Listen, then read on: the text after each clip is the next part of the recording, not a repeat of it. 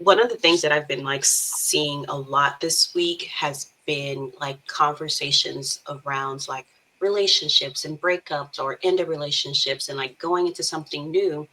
And one of the things that I always have my clients do, and it's based on this lady, Patty, for the Millionaire Matchmaker. It was an old TLC show that I used Mhm. to always watch, and she would tell like the people who that she was, matching. There was like you have to have five must-haves, and she would say only two of those can be physical, and I say none of those can be physical because we're not wasting like our must-haves on something being physical.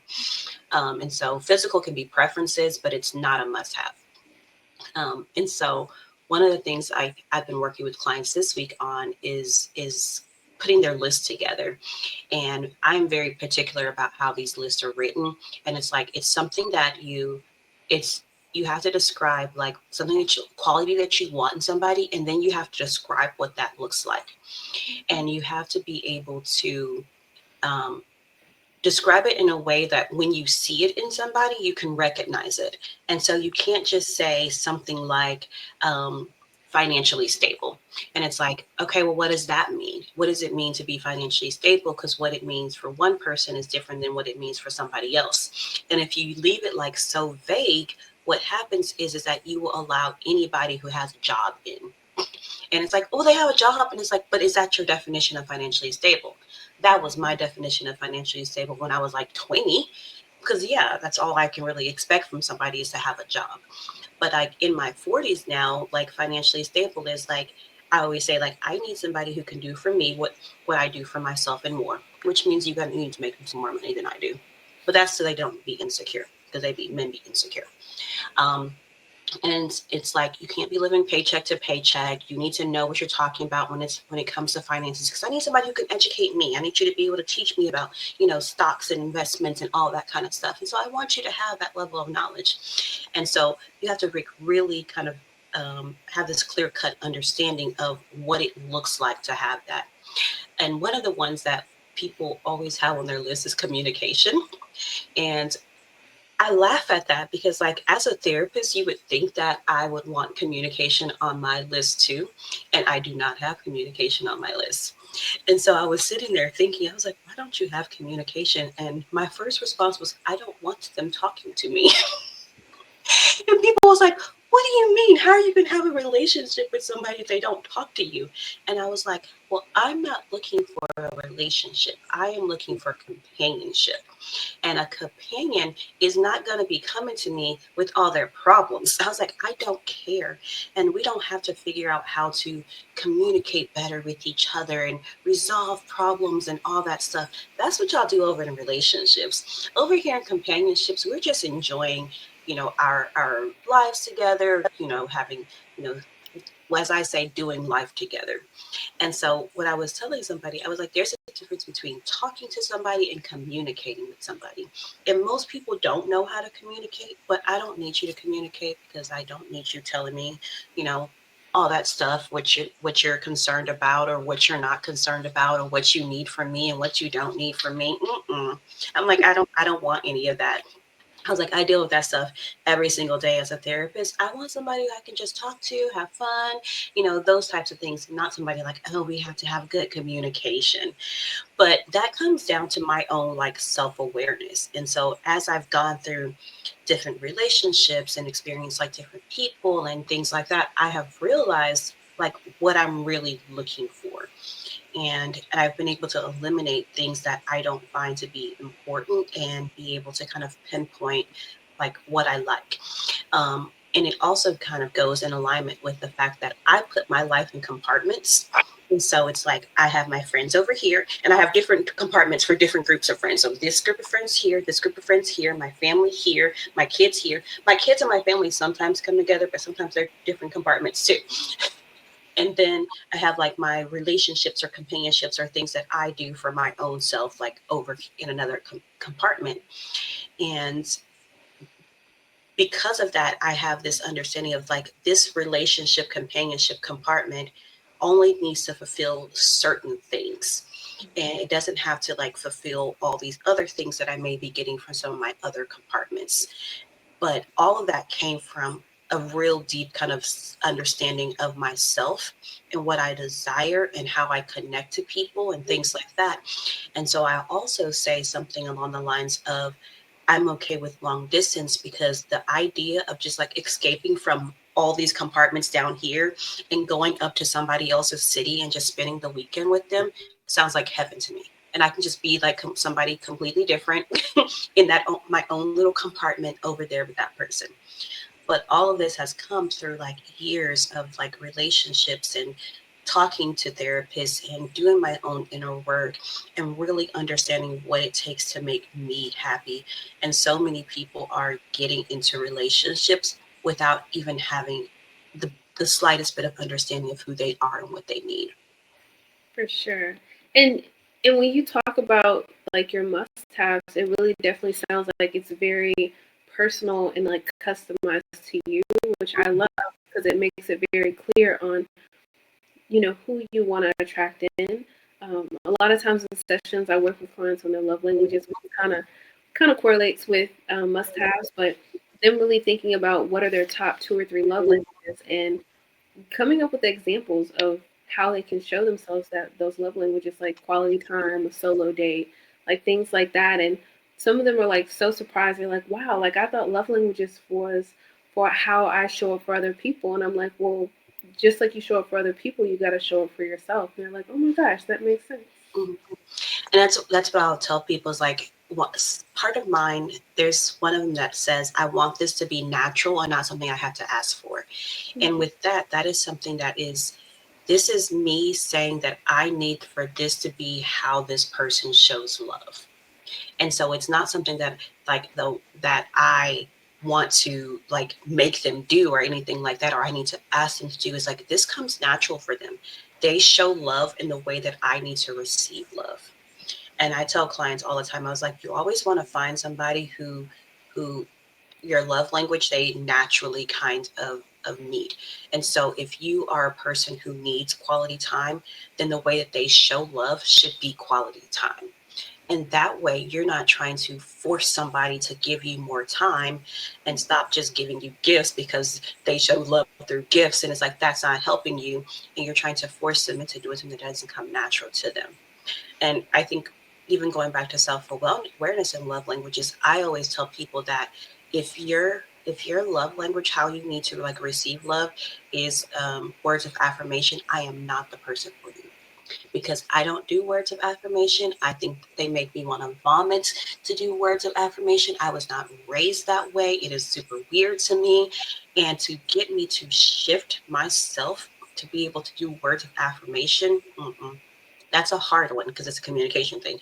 It's a hard one versus like if it was like gifts and you wanted gifts, I'm like, I can start buying you gifts. That's no big deal. But you want me to change the way that I communicate with you? I was like, just find somebody who does words of affirmation naturally.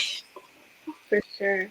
I know sometimes with clients, they'll get tripped up sometimes because their partners will show up for them or show love in a certain way. Hmm. Like maybe they're feeding their gifts or their love language of quality time, but they'll say like, but I still feel like something is missing. I still feel like they're not doing enough. And I was like, well, is it that your partner's not meeting your needs? I was like, how have you been doing at meeting your own needs? And then they're like, what do you mean?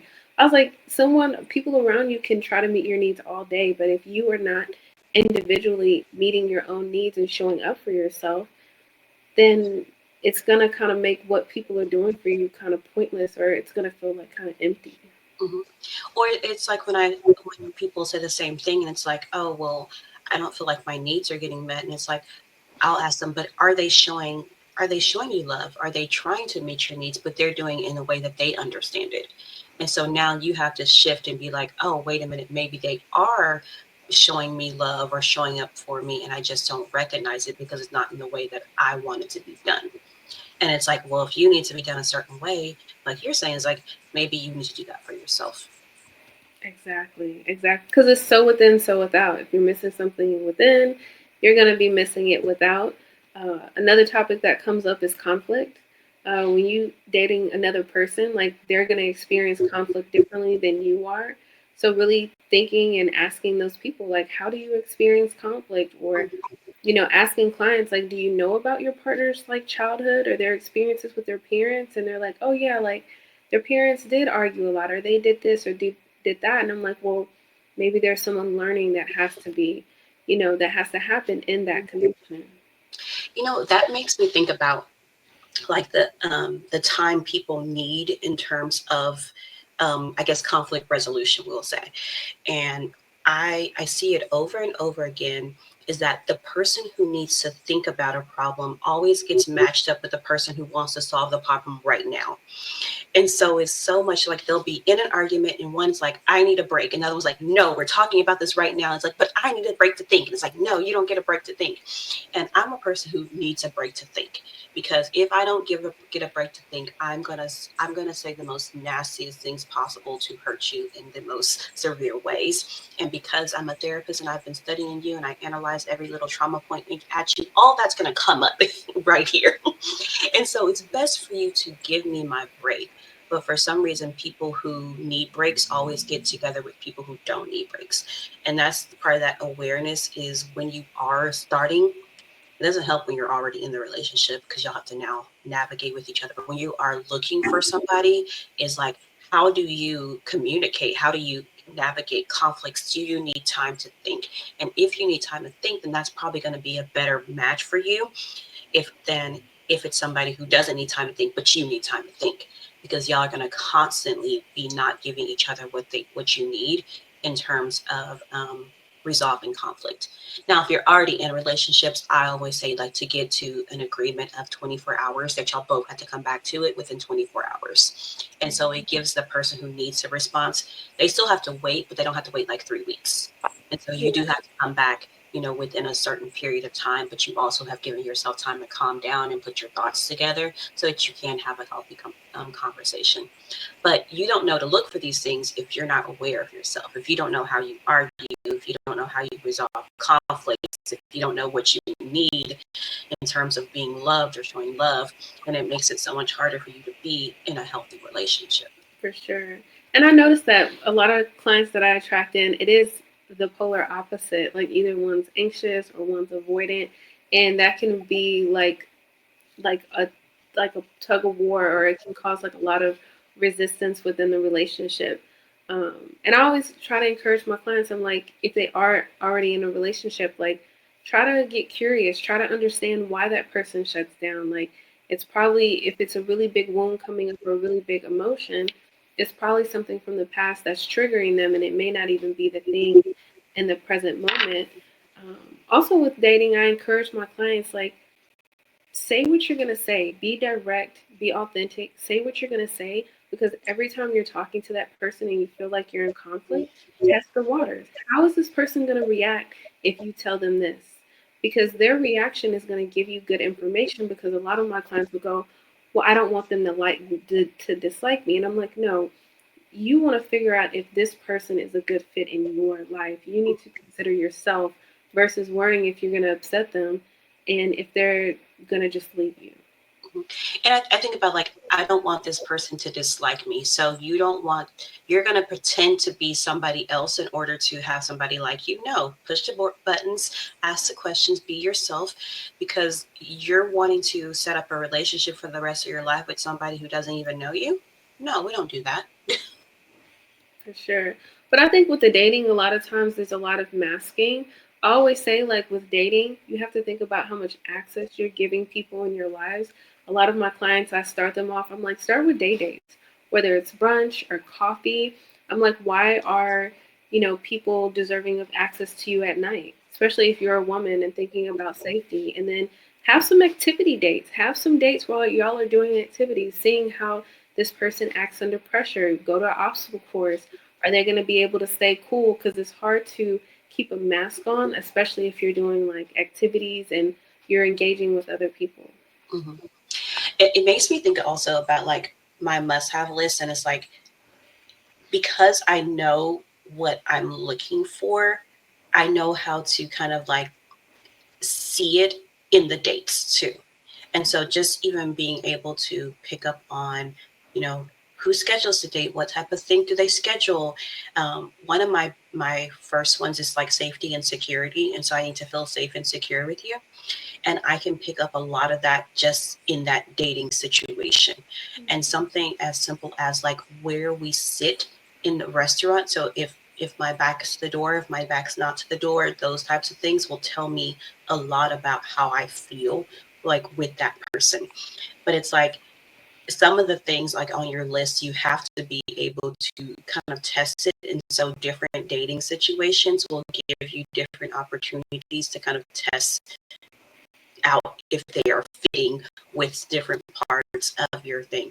And so, like, one of mine is the short version of it is fun. And it's like, so that activity date is going to tell me if you're fun. Mm. I love that, like knowing how to have fun. One thing I encourage my clients to do, especially the ones that might be like people pleasers, is I'm like, you need to practice disqualifying people. Like, you need to figure out, especially if there's no strings attached, they don't know where you live, your life is not immersed with this other person's life.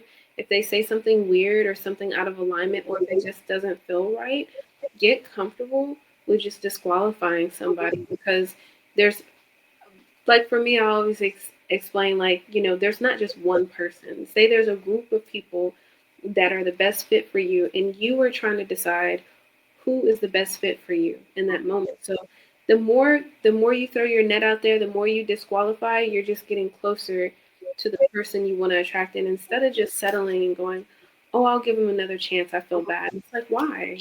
No, we don't have time for that. And one of the things that I'll tell people is like, even if you don't like disqualify them and stop talking to them, you need to be able to disqualify them and put them in the category of, this is not my person. I know they're not my person, but I can have fun with this person. And so it's somebody who may be, fun to kind of go watch sporting events with.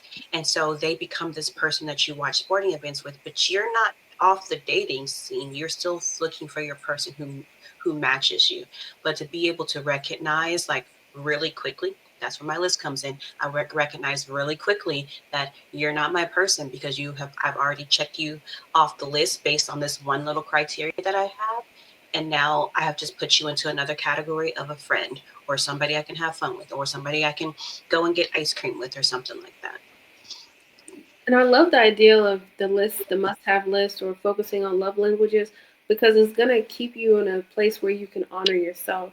You Hmm. can always go back to your list to kind of check in with yourself. But if you just start dating and you're not being intentional, and you don't really know your values or what you need, you're almost going to be dating in the dark. Yeah. And it's like, I think that's where when people get into those situations where they are trying to fulfill somebody else's needs, and it's like, I want to, oh, this person likes this, and so I'm going to work out more so I can be their physical type, or this person wants somebody who's ambitious, so I'm going to go back to school.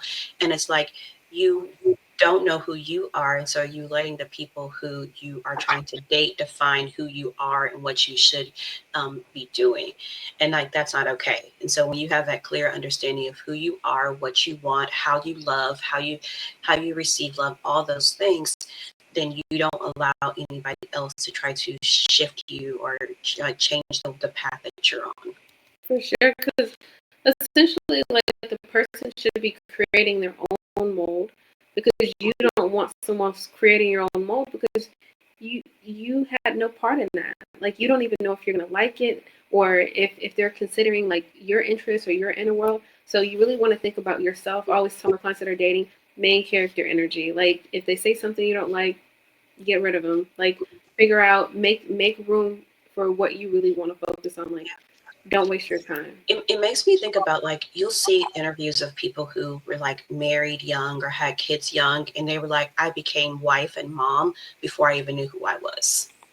And so it's like you have been defined and put into this box of, you're somebody's mom or you're somebody's wife, and you're like, but who am I outside of those things? And you don't even know because you never had time to really sit there and figure out who you are. Yeah.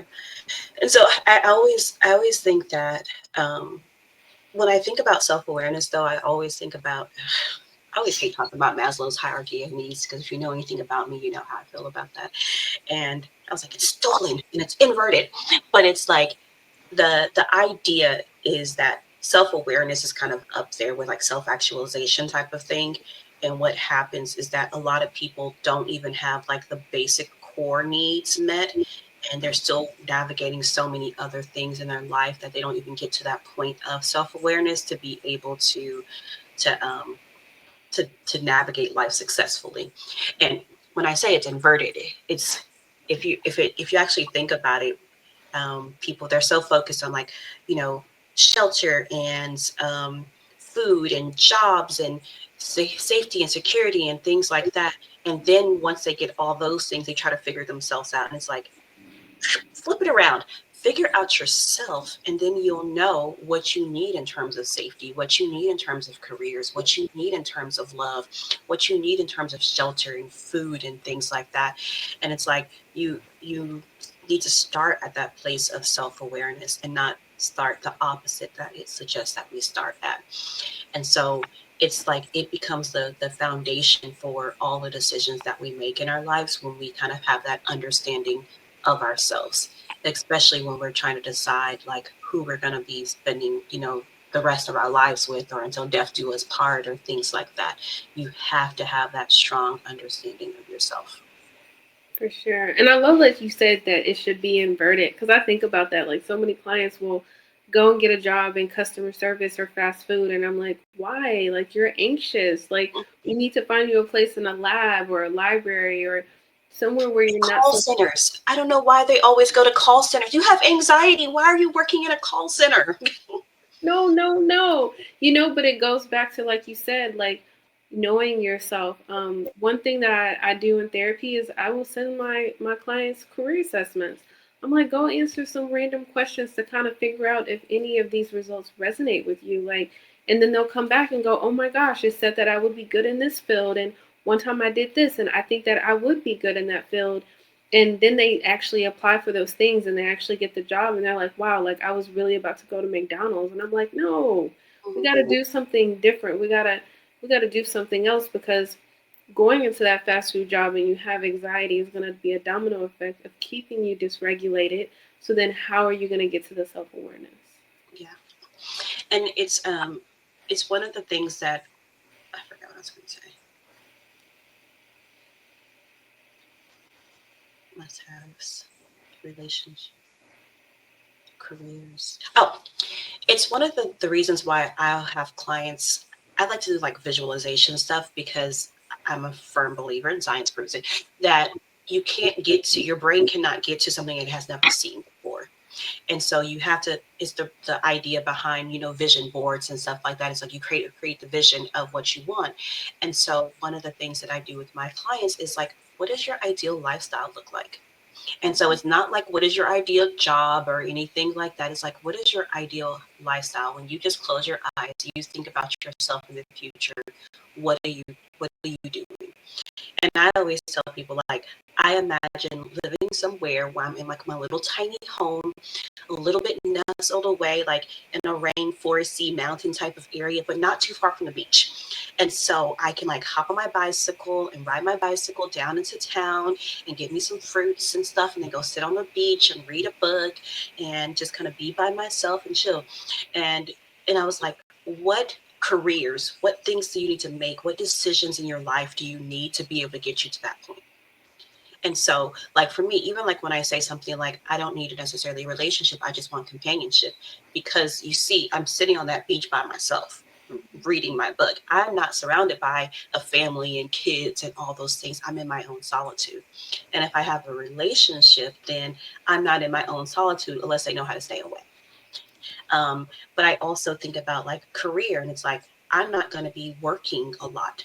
I'm going to be being able to work a little bit. And so that becomes what country can I be in where I can work a little bit and still live in my nice little tiny house and be able to kind of just sit on the beach and relax. And so much of it is like, what do I see as like my picture perfect scene, my picture perfect day? And then how do I get there?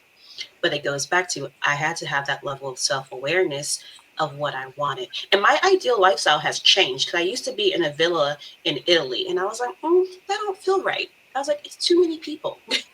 And Mm-hmm. so I moved into my little tiny house away from everybody. But it was coming to that place of like self-awareness where I was then able to, backtrack and say, is this in alignment with what I want? Is this in alignment with what I want? Even like when I open my practice, I tell people all the time is that I started off exclusively online pre-COVID. Like 2 years before COVID, I opened my practice up online only. And people were saying you can't do that, and that like, oh, what are the regulations behind that? So I was in groups because there was only a few therapists, small groups of therapists who were actually already doing it. But I made that decision because I was like, I want to be able to move around. I know that I'm not meant to just sit here. I'm supposed to be somewhere else. And so I set up my practice so that I could always move it somewhere else if I needed to. And even when I think about like getting pets and things like that, and I was like, it's too much trouble to travel and visas and pet policies across countries. I was like, I don't need any pets because that doesn't align with what my vision is. Again, I'm on the beach by myself. There's no dog sitting next to me. And so being able to, create that visualization of what is it that I want, and then aligning everything up with that. Yeah. And I love doing those exercises with clients, like the visualizing, like the lifestyle, the next year, 2 years, 5 years. But one thing I notice is that a lot of times clients struggle and they're like, I feel like I can't give myself permission to focus on lifestyle or the things that I want because of what's going on right now. And I'm like, why not? Like, why not? Like, that's a place that you can escape. You can base these visualizations not off of your circumstances. You could create a vision board or a vision lifestyle board on Pinterest. Like, you should be excited about where you're going, Mhm. because if you're not excited about where you're going, then how are you going to get there? Like, how's that experience going to be? Yeah, and it also gives like your nervous system a break. And so if you're just focusing on all the chaos that you're in right now, your nervous system is constantly activated. And so when you move into that place of visualization and fantasizing and putting together your boards and stuff like that, you give your nervous system, a break from all of that. For sure, for sure. Because just like some clients are really good at creating anxiety in the future, it's like, why not sprinkle some hopefulness in the future, like something that you're looking forward to, Yeah. instead of like doom and gloom. And one of the things that I tell people too, like the power behind doing the visualizations or the vision boards or whatever, is that it gives you like almost an endpoint to what you're currently going through. And so a lot of times people are just so focused on what they're going through, and like they don't know when it's going to be over. And because they don't know when it's going to be over, they become hopeless. But if you can create like, no, this isn't my forever. I have other goals. I have other things that I'm working on. I just have to get through this. It gives it like an endpoint, and it's so much easier to navigate it if you know it's going to be over. It's kind of like what I tell people. I always say, like, if I told you to just go outside and start running, you're going to look at me and be like, no. Like, for how long? You just want me to go run? Just go run. And you're going to argue with me because you're not going to do something where you don't know the end point. But if I Mm, tell you, hey, go run for 5 minutes, you'll be like, okay. Now you may be resistant because you're not a runner or you don't want to run, but because you know that it's only 5 minutes, you may be able to push through it. And so it becomes the same thing. It's like if you know that this current suffering is only going to be 5 minutes, or it's only going to be one period of your life because you got something else coming, then you're able to navigate through it. And so that's how I always look at it. Like you're able to navigate through it when you have a endpoint in mind, you have a next goal in mind, and that's the power of visualization. yeah, and having those visualizations in the future is really going to provide you with some intentional like action, like going forward. What are small steps that you can take to get to that? Because if you just think about the end goal, it might seem impossible. It may seem like a million miles away, and I'm like, well, what's one small step? And Mhm. planning and visualization still counts towards the action steps. Mhm. Yeah. So, but I love me some visualizations. I'm really good at at visualizing. I was like, my stuff be detailed, and people are like, how do you get that detailed? And I was like, I go and look at videos. If I'm thinking about a place I want to live, guess what? I'm going to go look it up on TikTok. I'm going to go to YouTube. I'm going to go look at the layout of the land on a map to be like, oh yeah, because that place is really close to the mountains, but it's also really close to some water. So that probably will work for me. And so I'm going to do like all the research to be able to kind of solidify like what the image actually looks like in my head. One thing that I have saw recently, and I've been trying to work on it, is I had watched this video and they were talking about visualization and people who are able to who people who are really good at visualizing are really good at manifesting. But it was the thing behind it was that you have to kind of embody the visualization. And one of the things I realized about myself is that I do third person visualization versus first person visualization. And so with third person visualization, you are like seeing yourself like it's a movie, like you're part of this movie and you're just watching your character. And so you're not embodying like how it feels and the scenery and things like that.